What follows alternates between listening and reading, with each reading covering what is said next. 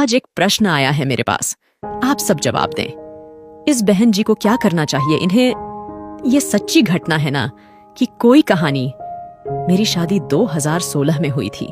जब मैं नई नई अपने ससुराल आई तो मुझे ज्यादा पता नहीं था कि ससुराल में कौन कैसा खाना खाता है, किसको क्या पसंद है, किसको क्या ना पसंद है। मुझे कोई आइडिया नहीं था। खाना बनाने लिए पूछूं तो कोई बताए ही ना कि कैसे कितना बनाओ।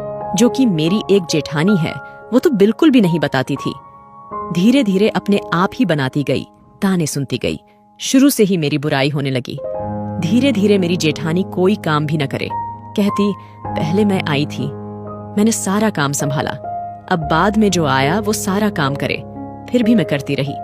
उसके बाद मैं माँ बनने को हुई, इसके बावजूद भी वो कोई काम न करती। फिर भी मैं सब सहन करती गई। एक दिन मेरा शाम के समय मेरा सर दर्द हो रहा था, जोर से उठने का मन नहीं कर रहा था। बिस्तर से मैं लेटी रही, कोई काम भी नहीं हो पा रहा था। रात का खाना भी नहीं बनाया।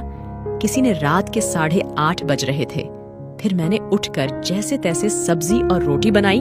फिर सास ससुर को खाना देकर मैं फिर से लेट गई, तबीयत ठीक न होने की वजह से।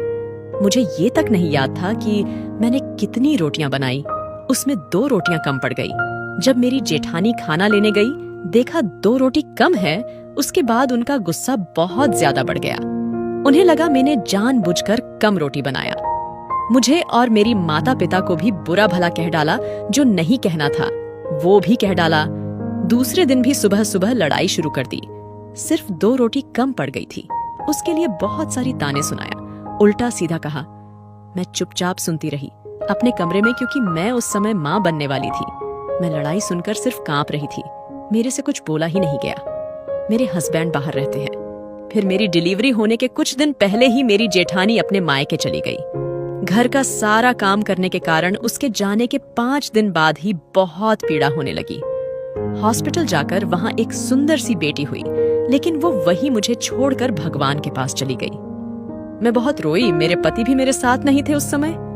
मेरे पति बहुत अच्छे हैं। आज हम दोनों अलग रहते हैं और मेरी जेठानी आज हमसे मेल मिलाप करना चाहती है, मगर मुझे आज भी बहुत दर्द होता है वो सब याद करके।